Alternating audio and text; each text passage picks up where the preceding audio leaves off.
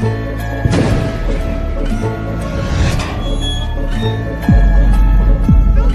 और वीडियो में आपका स्वागत है। चलिए शुरू करें।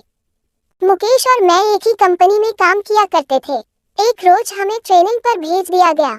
हमारी इससे पहले औपचारिक बातें ही हुआ करती थी, पर ट्रेनिंग पर हमें एक दूसरे को जानने का मौका मिला। हमें कमरे में एक साथ ही रुकना था। साथ रहकर हम आपस में काफी घुल मिल गए थे। अक्सर रात को मुझ पर से चादर हट जाती तो मुकेश मुझे चादर ओढ़ा दिया करता था।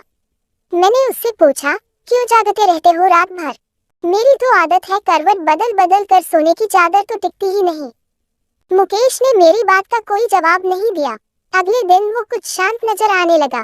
रात को सोते समय मुकेश ने जो मुझे बताया वो न केवल दिलचस्प था बल्कि कुछ ऐसा था जो मैंने ना तो कभी सुना ना ही कभी महसूस किया। ऐसा कम ही देखने को मिलता है। बात केवल विश्वास की रह जाती है। मुकेश ने कहना शुरू किया, आप शायद यकीन न करें, 2003 का साल था। टीवी देखना, लाइब्रेरी जाना, दोस्तों से मिलना जुलना मेरी दिनचर्या बनी हुई थी।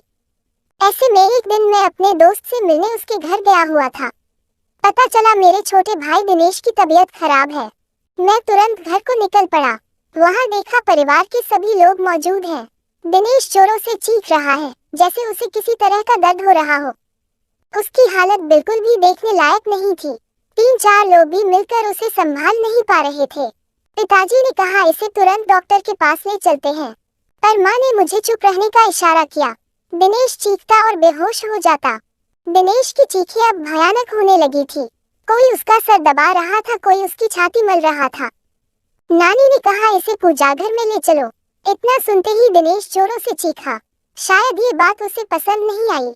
उसे घसीटकर पूजाघर में लाना पड़ा। यहाँ वो और भी जोरों से चीखने लगा। उसे संभालना मुश्किल हो रहा था तो हमने उसे कुर्सी से बांध दिया। फिर नानी ने उससे प्रश्न किया, बता कौन है तू? सुनकर दिनेश गुस्से में भर गया। उसका सर और छाती अब भट्टी की तरह तपने लगे। उसे अब संभालना मुश्किल हो रहा था। नानी ने फिर कहा, बता कौन है तू? इस बार दिनेश ने गुस्से में अपने दांत पीस लिए। उन दांतों को किटकिटाने की आवाज मेरे कानों में दर्द करने लगी थी। उसके बदन की सारी हड्डियां कड़क रही थी। आखिर में उसने अपनी जबान बाहर निकाली जो काली पड़ चुकी थी। यकीन नहीं हो रहा था किसी इंसान की जबान खींचकर इतनी लंबी हो सकती है। नानी ने फिर अपनी बात को दोहराया, बता कौन है तू? कहाँ से आया है? इस बच्चे ने तेरा क्या बिगाड़ा है? जहाँ से भी तुम आए हो वहीं लौट जाओ। बदले में जो कुछ भी मांगोगे हम तुम्हें देंगे, लेकिन इस बच्चे को छोड़ दो। दिनेश ने अपना आपा खो दिया। वो उसी तरह कराहता, दांत पीसता, चीखता चिल्लाता और बेहोश हो जाता। होश में आने पर उसे संभालना मुश्किल हो जाता था। मुझसे ये सब देखा नहीं गया। मैं बाहर आ गया और रोने लगा। उस वक्त मैंने हनुमान जी को याद किया। मंदिर में दिया भी जलाया। रोते रोते भगवान से दिनेश के ठीक होने की प्रार्थना की और वापस दिनेश के पास आ गया। दिनेश के रोने चीखने से वह अब जमघट लग चुका था। लोगों की भीड़ में भी दिनेश उसी तरह की हरकतें किए जा रहा था। उसके शांत होने पर मैंने उसे पानी पिलाया। पानी पीने के बाद वो और भी भयानक रूप में आ गया। उसका चेहरा एकदम काला हो गया, आंखें लाल सुर्ख हो गई। ये वो दिनेश नहीं था जिसे मैं पहचानता था। ऐसा लग रहा था जैसे उसकी आंखें फटकर बाहर आ जाएगी। पास जाने पर वो हर किसी को काटने को दौड़ता, अपना मुंह नोचने लगता और फिर वो शांत हो गया और रोने लगा। मैंने पूछा, तुम कौन हो? क्यों हमें परेशान कर रहे हो? दिनेश ने मेरी तरफ ऐसे देखा जैसे मेरी जान ले लेगा। दिनेश कुछ देर तक मुझे घूरता रहा। वो दिनेश नहीं था, उसकी जगह किसी और ने ले ली थी। सबको बारी बारी घूरने के बाद उसकी आंखें अपने कोट में गोल गोल घूमने लगी। ऐसा नजारा जीवन में पहली बार ही देख रहा था, बल्कि मैं तो कहूँगा ये सब कुछ जीवन में पहली बार ही देख रहा था।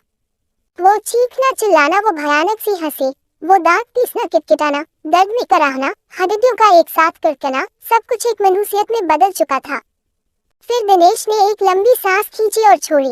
उसकी सांस की दुर्गंध इतनी थी सब अपना मुंह ढककर घर से बाहर निकल गए और वो पागलों की तरह हंसा। वापस अंदर जाने पर दिनेश फिर सभी को घूरने लगा। हमने वापस उससे पूछा, कौन हो तुम? फिर वो एक औरत की आवाज में बोला, मैं शाहडोल की हूँ। मैं हूँ तंत्रा, इसने मुझे जगा दिया है। मैं इसे नहीं छोड़ूंगी, इसे अपने साथ लेकर जाऊंगी। और हंसने लगी। हमने कहा, जो तुम मांगोगी हम तुम्हें देंगे, पर इसे छोड़ दो। वो दुष्ट आत्मा अब अपने पूरे रूप में आ गई और बोली, मुझे एक मटकी, 4 नारियल, चुनरी, सिंगार का पूरा सामान लाकर दो तो मैं चली जाऊंगी, नहीं तो इसे अपने साथ ही लेकर जाऊंगी। जल्दी करो, दफा हो जाओ, ये सामान लेकर ही आना, वरना इसे तो मैं चबा जाऊंगी। और हंसने लगी। हम सबके चेहरे पीले पड़ गए। माँ और मैं तेजी से बाजार की तरफ निकले। रास्ते में माँ रोने लगी तो मैंने उन्हें दिलासा दी, सब ठीक हो जाएगा माँ। माँ बोली, कुछ भी ठीक नहीं होने वाला मुकेश, मैंने तुझे बताया नहीं, इसने जब अपना पहला असर दिखाया था तब दिनेश को क्या हुआ हम समझ ही नहीं पाए थे। दिनेश के साथियों ने हमें बताया, उस दिन दिनेश के ऑफिस में मीटिंग थी, सब आपस में हंस बोल रहे थे, सब कुछ ठीक था कि अचानक दिनेश की तबीयत बिगड़ने लगी। दिनेश ने सामने रखा गिलास उठाया और पानी पिया। पानी पीते ही दिनेश बेहोश हो गया। उसके साथी चौंक गए। 2 लोगों ने मिलकर उसे टेबल पर लिटाया। उस समय उसकी आंखों से आंसू बह रहे थे। वो अपनी साथियों से कुछ कहना चाह रहा था लेकिन उसके मुंह से एक शब्द भी नहीं निकल पा रहा था।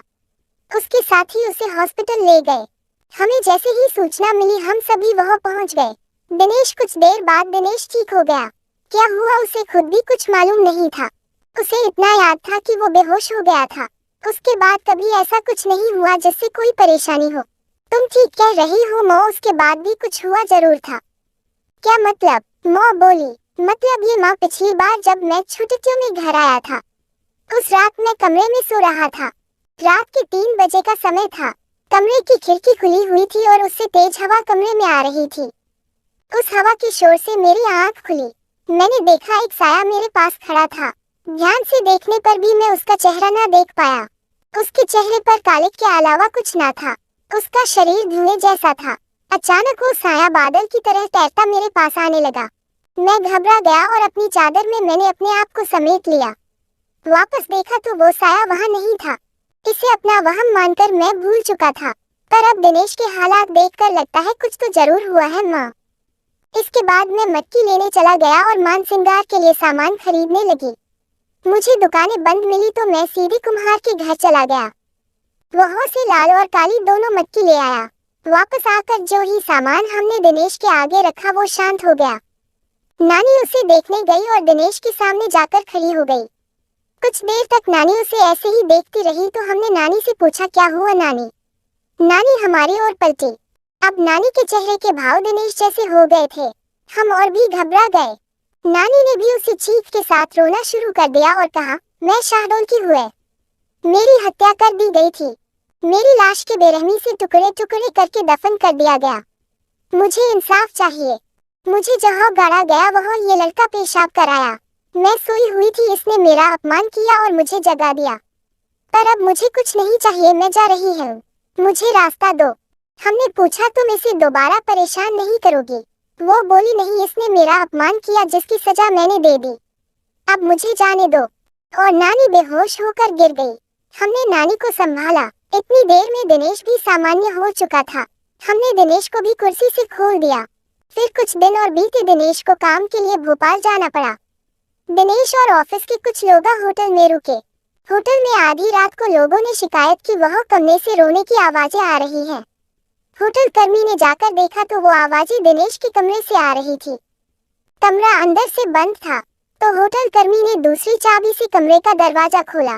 सामने दिनेश था, होटल की चादर में पूरा लिपटा हुआ और जमीन से 2 फुट ऊपर हवा में उसका शरीर तैर रहा था। उसके मुंह से अजीब अजीब आवाजें आ रही थी।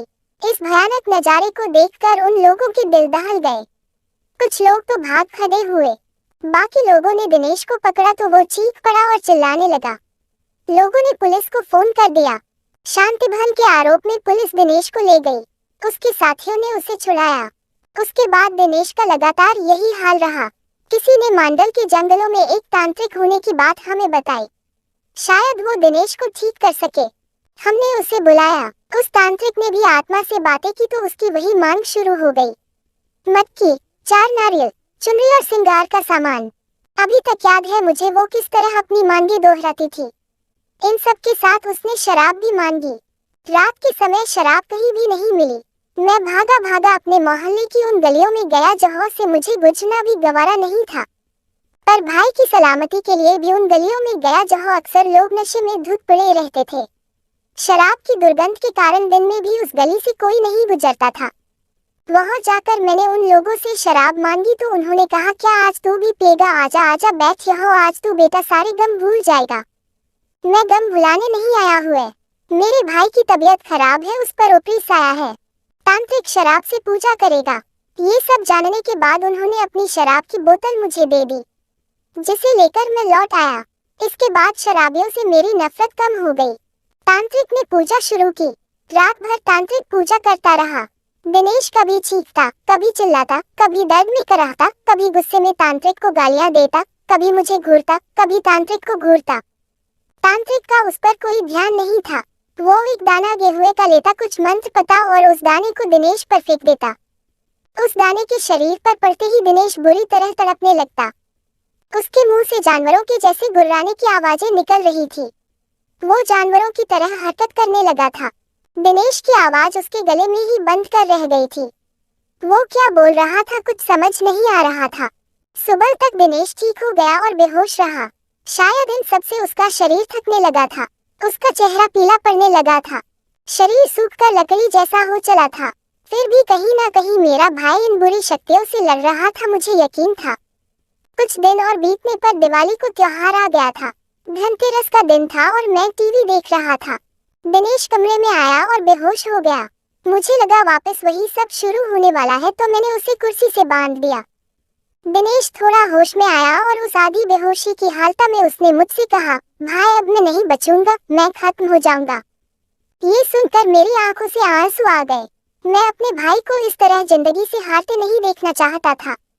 दिनेश भी रो रहा था, भाई मैं मर जाऊंगा। मैंने खुद को संभाला और दिनेश को बांध दिया। बाइक ली और एक दोस्त को साथ लेकर मैं उसी तांत्रिक को बुलाने निकला। मांडल के घनघोर जंगल भूख अंधेरा। मैं तांत्रिक के घर पहुंचा। तांत्रिक भी उस दिन शराब के नशे में था। उसे बाइक पर बीच में बैठा कर ले आए। तांत्रिक का खुद का शरीर बस में नहीं था। गिरता पड़ता वो दिनेश के पास पहुंचा। जैसे ही उसने दिनेश का हाथ पकड़ा, उस तांत्रिक का सारा नशा उतर गया। उसने वही पूजा दोहराई और सुबह होने तक दिनेश फिर ठीक हो गया। अब तो यही सिलसिला चालू हो गया था।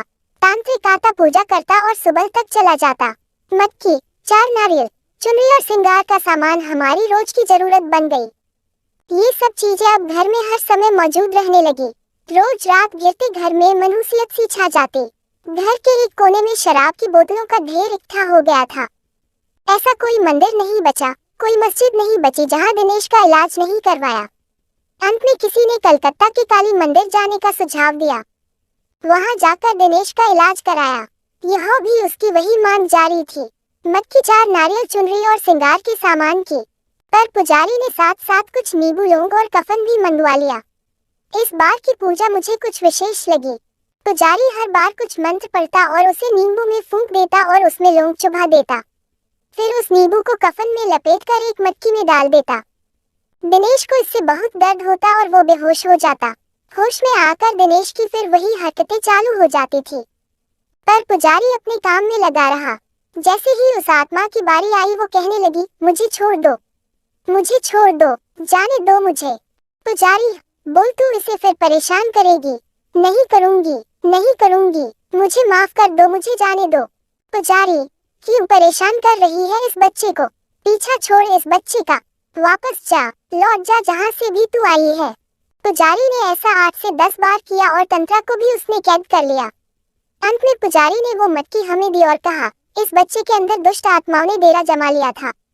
सारी आत्माओं को इस मटकी में कैद कर दिया है। इसे ले जाकर शमशान में गाड़ दो और ध्यान रहे नंगे पैर ही जाना। हम उस मटकी को शमशान गाड़ आए। ताज्जुब तो ये था, पूरा रास्ता जंगल होकर गुजरता था। रास्ते में नंगे पैरों पर एक भी कांटा न चुभा। ऐसा लग रहा था जैसे रुई पर चलकर हम उस जगह तक पहुंचे थे। इसके बाद दिनेश ठीक तो हो गया, पर काफी कमजोर हो चला था। केवल खाने और दवाइयों के लिए ही बिस्तर से उठ पाता था। इस वाकये के बाद मेरा उन चीजों पर भी विश्वास हो गया जिन्हें मैं पहले नहीं मानता था। 5 सालों तक इस मुसीबत को झेलने के बाद हमारी माली हालत खराब हो गई थी। सर पर कर्जा हो गया था। धीरे धीरे हम भाइयों ने वो कर्जा भी चुका दिया। हम कई और दिनों तक दिनेश की देखभाल में रात भर जागते थे। मैं उसके खाने का समय पर दवाइयों का ध्यान रखता था। रात में उठ उठकर मैं देखता था दिनेश सो रहा है या नहीं। उसकी चादर ठीक कर देता था ताकि वो आराम से सो सके। आज भी मेरी यही आदत है। बस यही बात थी, ऐसा कहकर मुकेश चुप हो गया। इस कहानी को ध्यान से सुनने के बाद अंत में मैंने मुकेश से कहा, बेशक ये कहानी किसी के लिए बेमिसाल हो या ना हो, लेकिन तुम दोनों भाइयों का आपसी प्यार बेमिसाल है। ये कहानी अच्छी लगी तो like and share and subscribe कर देना।